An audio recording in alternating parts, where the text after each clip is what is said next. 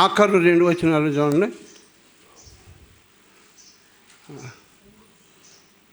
ఆఖరు 2. ఆయన ఇంటిలోనికి వెళ్ళిన తర్వాత ఆయన శిష్యులు మేమెందుకు ఆ దెయ్యమును పోతిమని ఏకాంతమున ఆయన్ని అడిగారు. అంటే మేము ఇంటికి కొట్టలేకపోతున్నాం అని చెప్పేసి అని శిష్యులు అడుగుతున్నారు. ఇవాళ మనం చదువుకున్నటువంటి పాఠంలో వారు ఇంకా పరిశుద్ధాత్మను పొందుకోలేదు. ఆ పరిశుద్ధాత్మను పొందుకున్న తర్వాతే మరి పేతురు గారు కానీ అలాగే పౌలు గారు కానీ దేవుని యొక్క శిష్యులు అనేకమైనటువంటి అద్భుత కార్యాలు. ఇప్పుడు రాత్రి మా ప్రియులు చెప్పారు, శృంగారం అనే దేవాలయం దగ్గర మరి ఒక కుంటి వారిని పేతురు గారు బాగు చేసినట్టుగా ఆయన చెప్పారు. అలాగే అనేక మందిని బాగు చేశారు. చనిపోయిన వారిని కూడా బ్రతికించారు పేతురు గారు కానీ పౌలు గారు కానీ. ఎప్పుడనంటే ఈ పరిశుద్ధాత్మను పొందుకున్న తర్వాత నేనైతే ఈ పరిశుద్ధాత్మ ఎవరో, యేసుక్రీస్తు ప్రభువారు ఎవరో, అలాగే యెహోవా దేవుడు ఎవరు అనే దాని గురించి కొన్ని మాటలు వివరించాలని.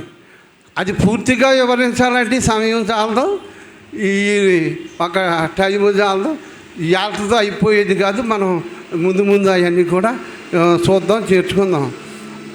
మరి ఈ ఎవరనేది ముందుగా చూసుకుందాం. అలాగే దేవుని గురించి ఆదికాండం 1వ అధ్యాయం 2వ వచనం. దేవుడు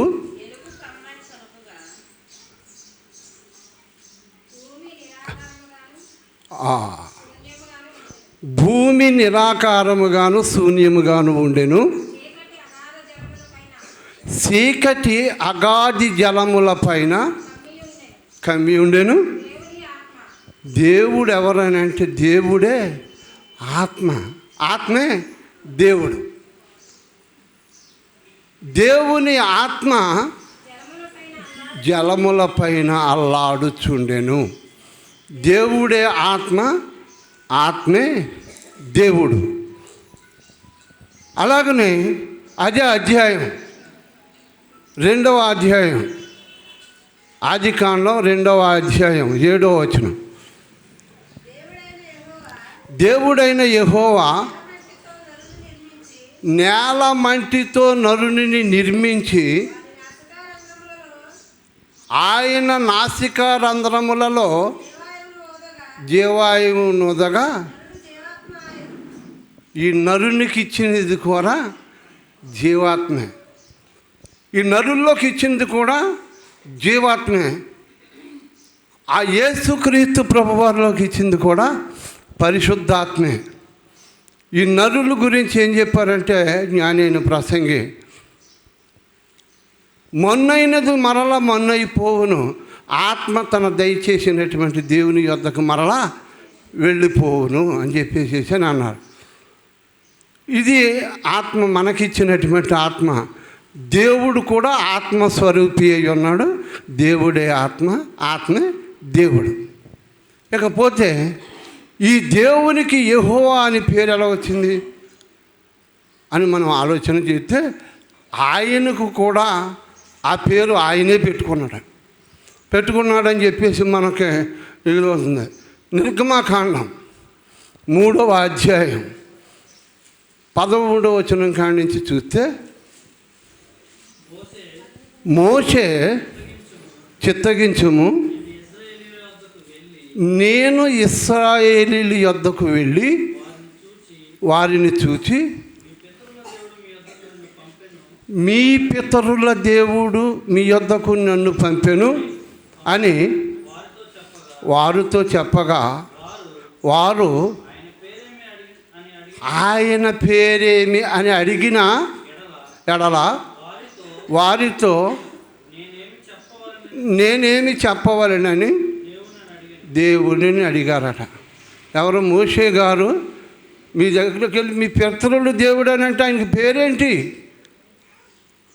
అని అడిగితే నేనేం చెప్పను అని చెప్పేసి అని అడిగినప్పుడు చదవమ్మా. నేను ఉన్నవాడను అనువాడునై ఉన్నాను అని మోషేతో చెప్పారు. ఇంకా చదవమ్మా. మరియు ఆయన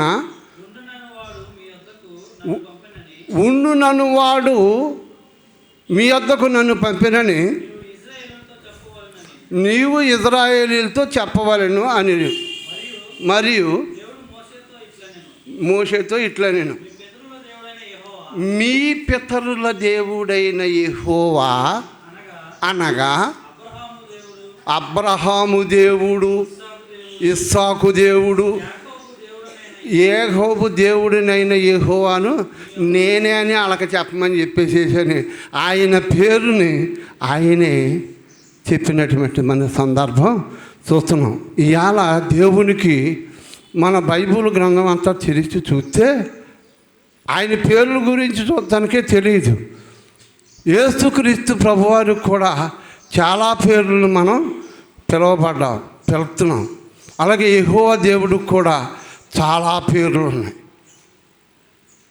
అంటే ఈ పేర్లన్నీ కూడా ఆయన మనల్ని రక్షించే దేవుడని మనం ఆయన అలాగే యేసుక్రీస్తు ప్రభువారి గురించి దేవుడు గురించి తెలుసుకున్నాం. ఆయన ఆత్మస్వరూపి, ఆత్మయే దేవుడు, మనకిచ్చిన ఆత్మే మరి యేసుక్రీస్తు ప్రభువారికి కూడా ఇచ్చారని చెప్పేసి.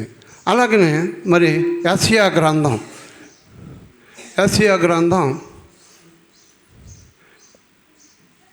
7వ అధ్యాయం 14వ వచనం.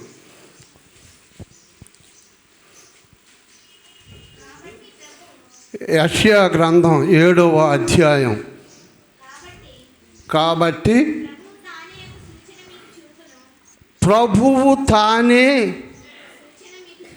ఒక సూచన మనకు చూపును. ఆ సూచన ఏంటి అని అంటే ఆలకించుడి, కన్యక గర్భవతి అయి కుమారుని కని అతనికి ఇమ్మానుయేలని పేరు పెట్టను. చాలమ్మా. ఆయనే ఒక సూచక్రియ చేస్తున్నాడు. ఎవరు? ఆయనే పరిశుద్ధాత్ముడు, ఆత్మస్వరూపి అయినటువంటి దేవుడు. ఆయనే సూచక్రియ చేస్తున్నాడు. మనకి ఆయనే ప్రకటిస్తున్నాడు.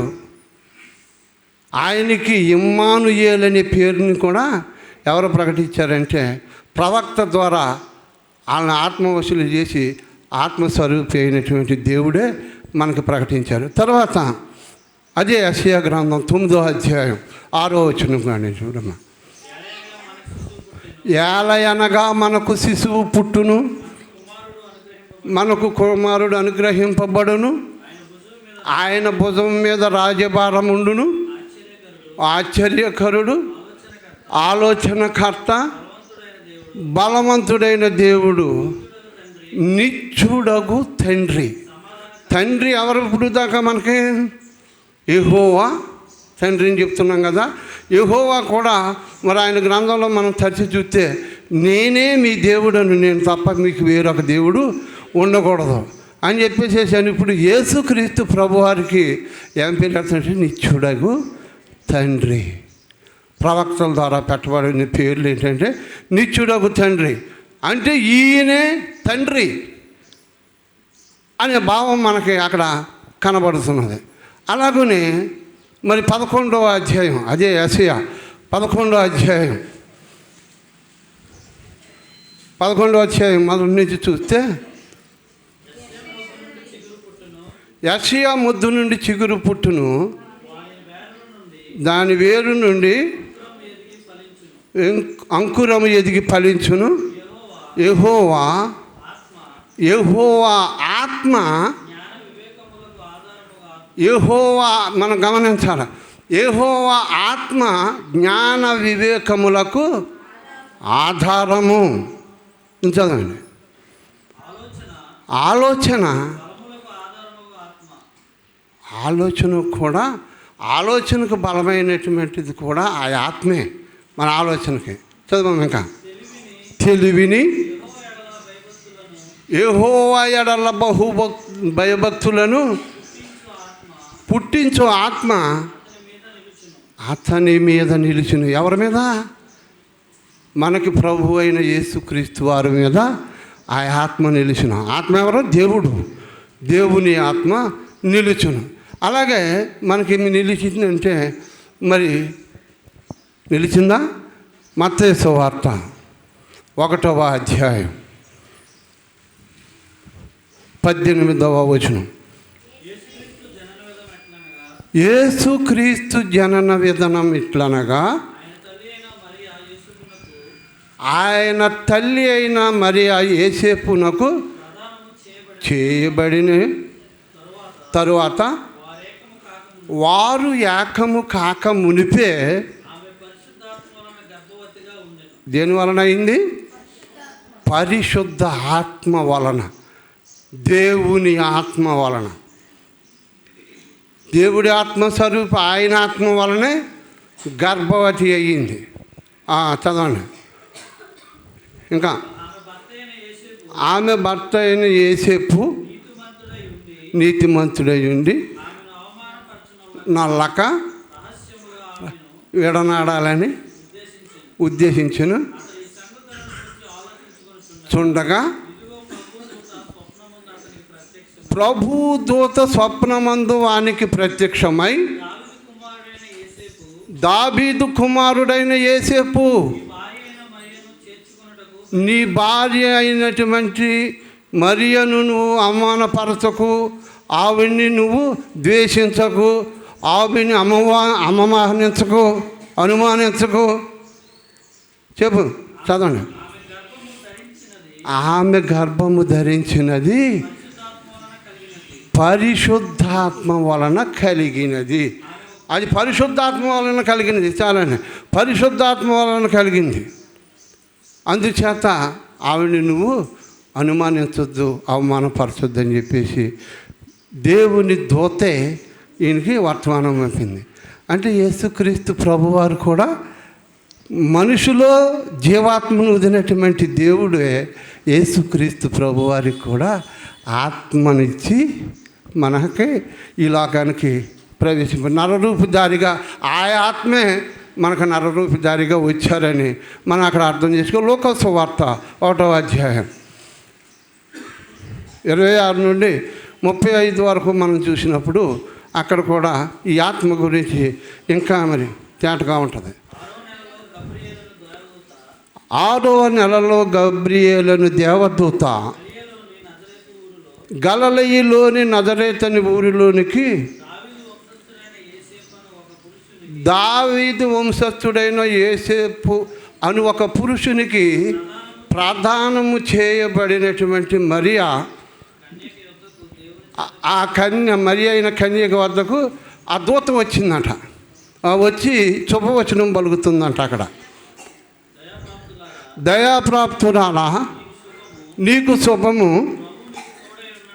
ప్రభువు నీకు తోడై ఉన్నాడు అని చెప్పేటప్పటికి ఇదేంటి శుభవచనం అని ఆమె కొంచెం కలవరపడి ఏంటా ఇది అని చెప్పేసి అని కొంచెం తొందరపడిందంట. అప్పుడు మళ్ళీ ఆ దూత మాట్లాడుతున్నాడంట, మరియా భయపడకము,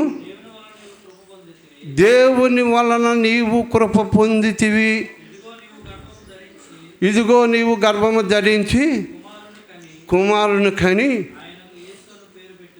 యేసు అని పేరు పెట్టుదు. ఆయన గొప్పవాడై ఎవరన్నా పడతారంటే ఇప్పుడు చూడండి, ఆ ఆత్మ ద్వారా పుట్టినటువంటి ఈయన సర్వోన్నతుడైన దేవుని కుమారుడు అనబడును.